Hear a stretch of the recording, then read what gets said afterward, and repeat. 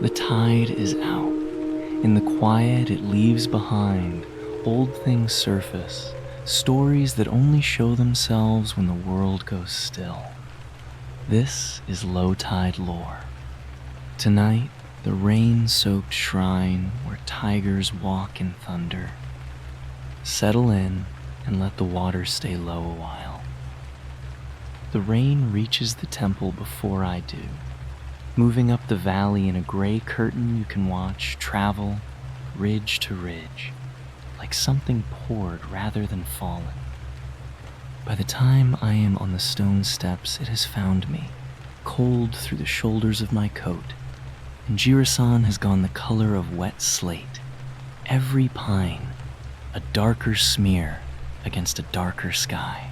The main hall sits low in its courtyard, tile roof glossy, lanterns just lit under the eaves, and for a moment that is the whole of the temple, warm light and chanting somewhere behind paper doors.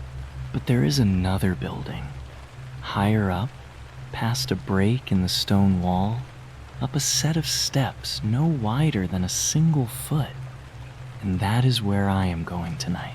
It is called the Sanshin, the Mountain Spirit Hall, and on most temple grounds in Korea you will find it set apart like this, smaller than the main hall, plainer, often the last building added and the first one built when there was nothing here but forest. No monk bows to a Buddha inside it. There is no Buddha inside it at all.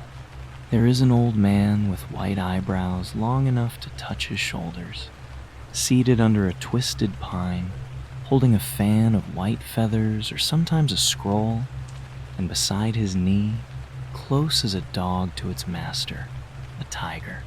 I reach the little hall as the rain thickens, and I stand a moment under its narrow eave, watching the water come off the tile in a single unbroken sheet. Silver where the last light still catches it. The door is a plank door, unpainted, standing open on a leather hinge, and past it the room is one room, no wider than a small kitchen, holding a low table and the painting and not much else. I sit on the wooden step outside it, out of the worst of the wet, and I begin, as I always do in a new place, by writing down what is actually here before I write down what people say is here. The table holds 3 brass bowls, a plate of rice cake gone soft at the edges, a bottle of cloudy rice wine with the cap loosely turned, and a single tallow candle burning low in a dish of its own melted wax.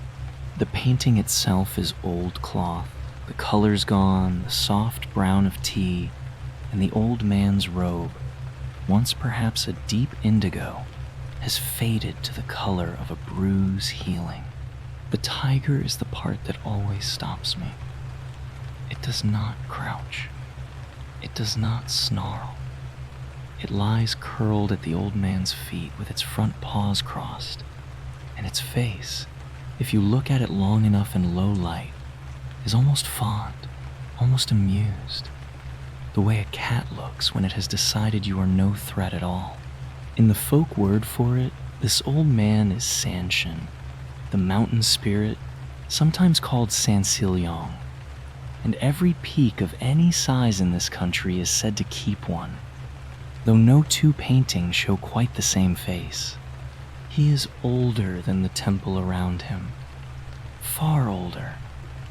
Before there were monks on this ridge, there were people who came up from the valley with a bowl of grain and a bowl of water and left them on a flat stone, because the mountain that fed them and flooded them and hid their dead from wolves deserved, at the very least, to be spoken to.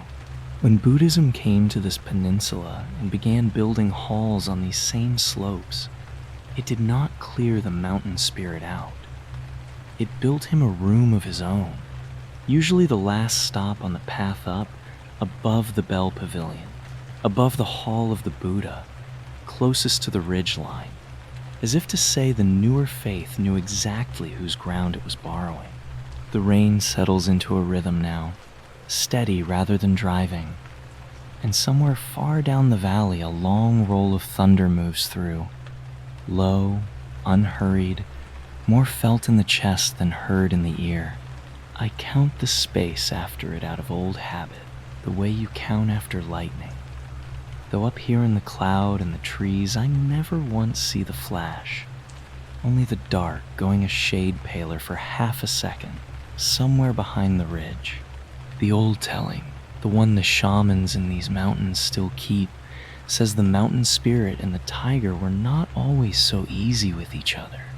In the oldest founding story of this land, a bear and a tiger both asked to become human, and both were given the same trial. 100 days in a dark cave, eating nothing but mugwort and garlic, seeing no sunlight. The bear endured it. The tiger did not. It broke out of the cave partway through, back into the trees and the light, and went on being what it already was, a creature of the ridge and the rock. Never a person, never quite a spirit either, but it did not leave the mountain. It stayed close to it, the way an old grudge stays close to the house it started in. And in time, the tiger became something else. Not the mountain's rival, but its messenger, its guard dog. The one thing fierce enough to walk at the mountain spirit's heel. That is one way the story is told.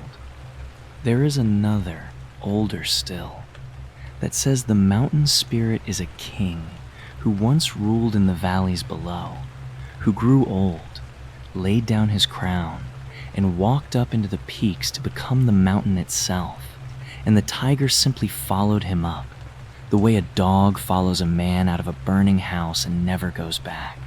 The record and the memory do not agree on which telling came first, and I will not pretend to settle it here.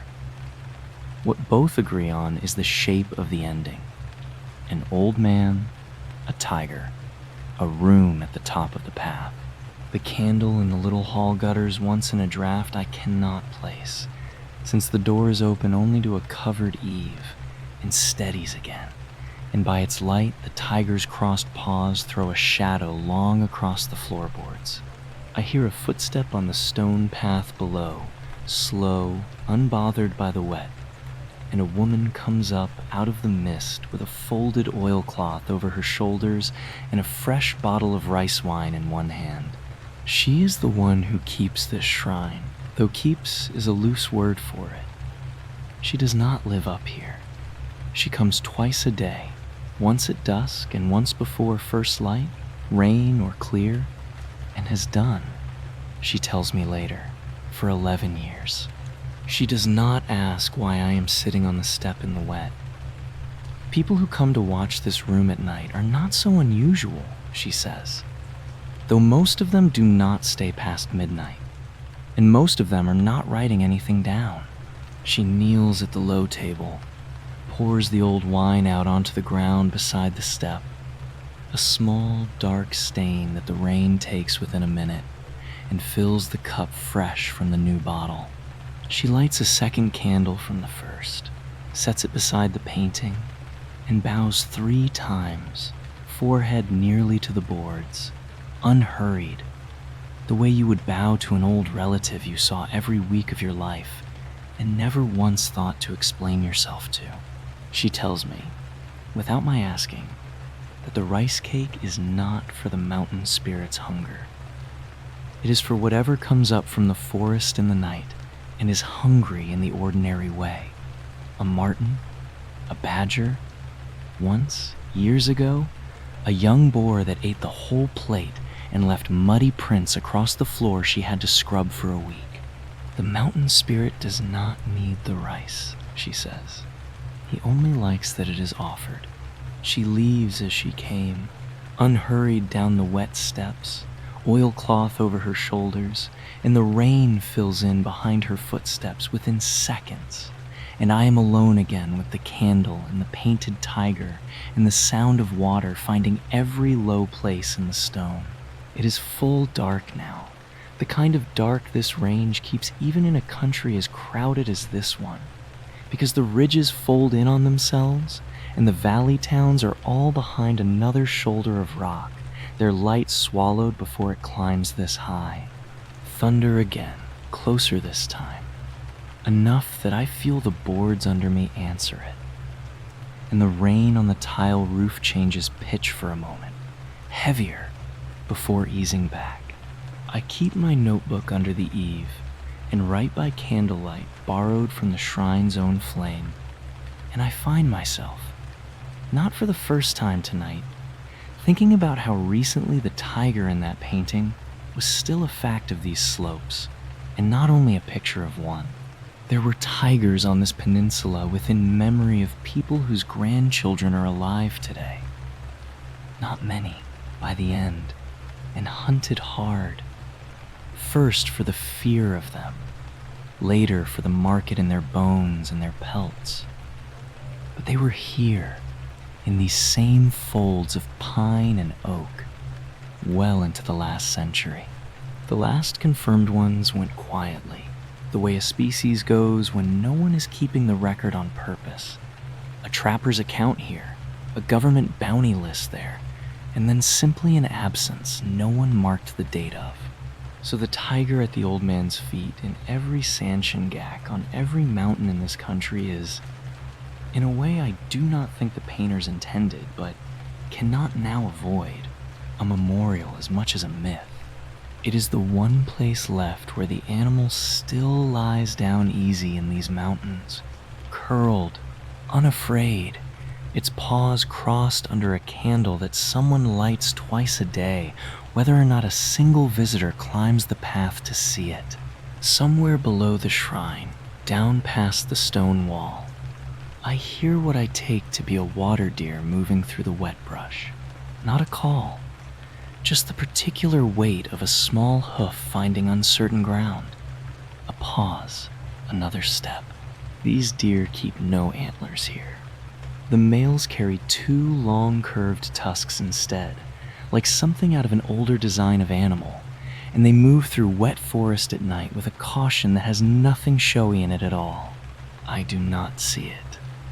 I only know it was there by the change in the rain's sound where its body passed through the ferns, a softer patch and an otherwise even hiss.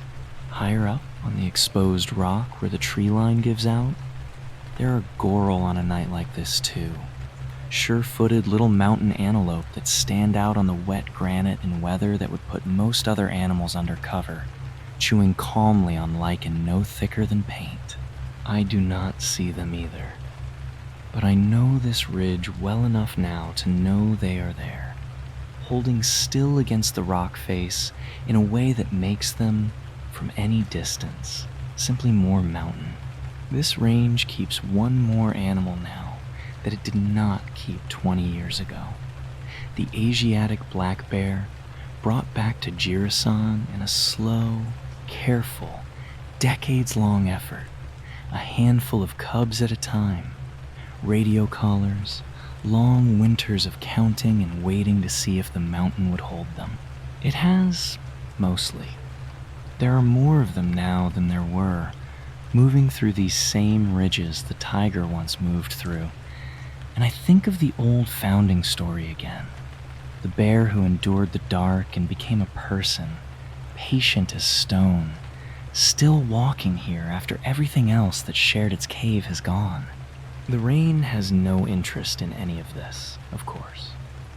It falls the same on a bear's back as on a dry ledge, the same on the painted tiger's fur as on the living deer's.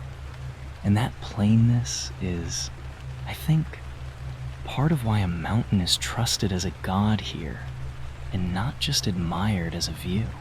Midnight comes without any bell to mark it, only the slow turn of the storm overhead, the thunder now further off again, drifting east along the ridgeline toward Namwan, its light a paler and paler flicker behind cloud that never quite thins enough to show a star. The candle in the shrine has burned down to a stub, the flame narrow and steady, untroubled by wind, because the little room keeps its own still air, even with the door open, the eave doing exactly the work it was built to do a century or more ago. I think of the shamans who still practice in these mountains, particularly on Jirisan further north, where for generations mountain worship of this kind was strong enough that whole hillsides once filled with small shrines and prayer huts, before much of it was cleared by an uneasy state that did not know what to do with a religion that kept no scripture and needed no church. Some of it went underground. Some of it simply moved higher, further from the road, the way water finds a new channel without ever stopping being water. A mudang, a shamanic practitioner, calling on Sanshin in a rite still opens the same way a farmer's offering to the mountain opened 300 years ago. 3 bowls of clear water, a wish spoken plainly, no theater in it at all, just a request made to a listener assumed to already be present. That plainness struck me the first time I watched such a rite years ago on a different mountain in a different season. No masks, no fire thrown into the air. Just an old woman on her knees on bare rock, speaking to the ridge above her the way you would speak to a neighbor over a fence.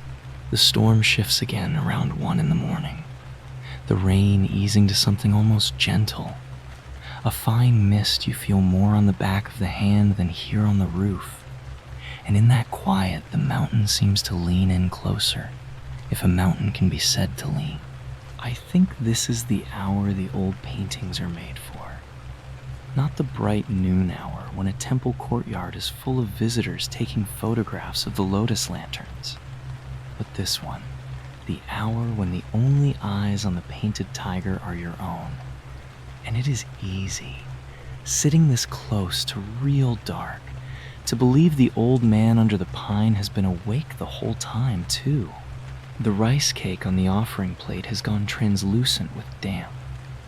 A moth, too heavy with wet wings to fly properly, walks its slow circuit around the candle's base rather than toward the flame, as if it already knows better than to test that particular light tonight. Somewhere down past the temple's outer wall, a dog belonging to the caretaker's house barks twice into the dark and stops, satisfied with whatever it heard or did not hear, and the silence that follows is thicker for the interruption, the way a held breath is thicker after a small cough breaks it. I find myself thinking about how many nights like this one this small room has already kept. The temple below it has a founding date carved somewhere on a stone tablet, centuries old, rebuilt more than once after fire and after war. But the mountain spirit hall behind it does not carry the same kind of date at all, because in one sense it was never built. It was only, eventually, roofed. The rain thins further, toward 2 a.m, and for a stretch of perhaps 20 minutes it stops being rain at all and becomes simply wet air moving through wet trees. No sound of impact anywhere. Only the steady drip of what has already fallen finding its way off every needle and leaf in its own unhurried time. In that lull I hear, or believe I hear, the low grunt of a wild boar working the leaf litter somewhere below the wall. A patient tearing sound, root and turn, root and turn.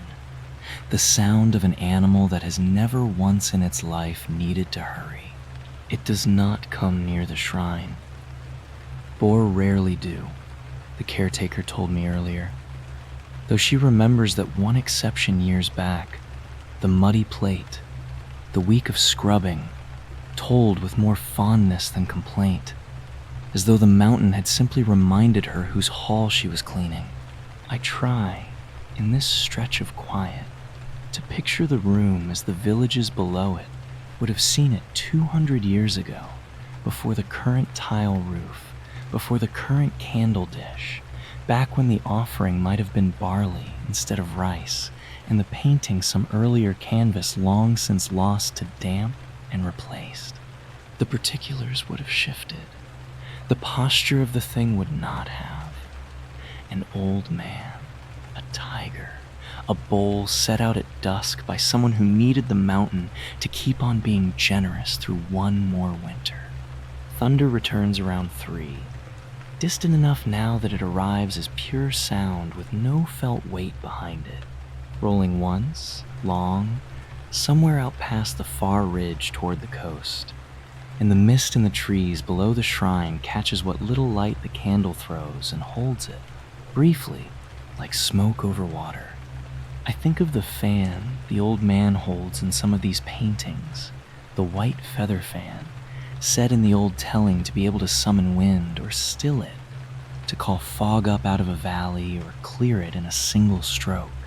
Looking at the mist, doing exactly that on its own tonight, thickening and thinning with no cause I can name, I understand better than I did in daylight why someone standing here centuries ago would have looked for a hand behind it. The rain in these mountains does not fall the same in every valley on the same night. I have seen it more than once, raining hard on one shoulder of a ridge while the next valley over stays dry enough to work in, and no forecast I have ever carried up here predicted the line between the two accurately. A farmer down in the terraces below Jirisan does not need a satellite image to know that kind of thing. He needs to know which shoulder of the mountain to watch, and an old habit, older than any weather service, of asking that shoulder nicely to be kind to him this season. 4 in the morning is the hour I have always found hardest to describe honestly, because very little happens in it, and yet it is not empty. The candle in the shrine burns its last true flame and drops to a coal of wax and wick that will not relight, and I do not replace it, because the caretaker will bring a new one before dawn, and it is not, I think, my place to keep this particular light. The dark left behind is a deeper dark than before, and for a while the painted tiger is only a shape I know is there rather than one I can see. A darker patch within the dark, its outline held in memory more than in light. I sit with that a long while. There is something almost right about a mountain spirit's tiger being easiest to hold in mind precisely when you cannot see it at all. The way the animal itself is easiest to find in these hills now in story rather than in the leaf litter. The rain has nearly stopped by the time the sky begins, very slowly, to consider morning. There is no clean line to it. The black simply thins by degrees into a gray you would not have called light an hour before, and the shapes of the near pines separate themselves out of the general dark one at a time, as if the mountain were deciding, tree by tree, to let itself be seen again. Somewhere in that gray, a mist begins rising off the wet stone of the courtyard below, thin ribbons of it lifting straight up in the still air. No wind at all now to bend them, and within 20 minutes the whole lower courtyard is standing in a soft, waist-high fog that hides the temple's foundations and leaves only the roofline floating above it. I have seen photographs of this exact effect used to explain why a mountain like this one earned a mountain spirit in the first place. A whole hillside seeming to lift and settle at once, roofs afloat on cloud, and I have always thought the photographs undersold it, because they cannot carry the cold in it, the particular wet weight of standing inside weather rather than looking at a picture of it. The caretaker climbs the steps again, just as the gray is going properly pale, her oilcloth folded now over one arm since the rain has stopped, and she carries a fresh candle and a small paper packet of rice she will steam later for the morning offering. She does not seem surprised to find me still there. She only asks, mildly, whether the night was cold, and when I tell her it was, she nods the way you nod at a fact everyone already agreed on. She lights the new candle from a small tinderbox she keeps in her coat pocket, sets it in the emptied dish, and for a moment, before the wick catches fully, The shrine holds no light at all, only her hands moving in the dark with the sure economy of 11 years of practice. Then the flame takes, small and steady, and the old man under his painted pine comes back into being one detail at a time. The white eyebrows first, then the fan, then, last of all, because it lies lowest and takes the longest to catch the light, the tiger curled at his feet, paws crossed, patient as it has been every morning this candle has been relit. The caretaker bows 3 times again, unhurried, forehead near the boards, and does not seem to need the light to know exactly where the painting's gaze falls, because she has done this in darker mornings than this one. I ask her, before I go, whether she has ever seen a tiger on this mountain, and she laughs, not unkindly, and says no, not a real one, not in her lifetime nor her mother's, but that this has never once made the offering feel like it was going to no one. The mountain spirit does not need the animal to still be walking the ridge for the tiger to still be sitting at his feet, she tells me. The painting settled that argument a long time before either of us was born. I walk back down the wet stone steps as the fog in the lower courtyard begins, at last, to burn off in patches, the temple's tile roofs reappearing first, then the bell pavilion, then the long stone wall with its break where the path up to the shrine begins. A magpie crosses the clearing sky above the main hall, black and white against the thinning gray, landing on the topmost curve of the roof tile as if it had been waiting all night for exactly that perch to come free. Behind me, up the narrow steps, the little shrine keeps its new light burning steady in the still morning air. No draft strong enough yet to trouble it. The rice cake fresh again on its plate, the wine cup refilled, the old man and his tiger settled back into the patient, ordinary work of watching over one more mountain, one more day, however long the rain decides to hold off before it climbs this ridge again. Somewhere far off, one last low roll of thunder crosses the range, faint now, more memory of the night than weather still in it. And by the time it reaches the valley below, the sun is already finding the wet slate of the temple roof and turning it, briefly, to something almost silver. The tide is turning now. What surfaced tonight will slip back under, the way these stories always do. But the water keeps them. It always carries them back. If you want to be here when it pulls away again, follow along, and the next one will find you. Until then, rest easy. The water remembers.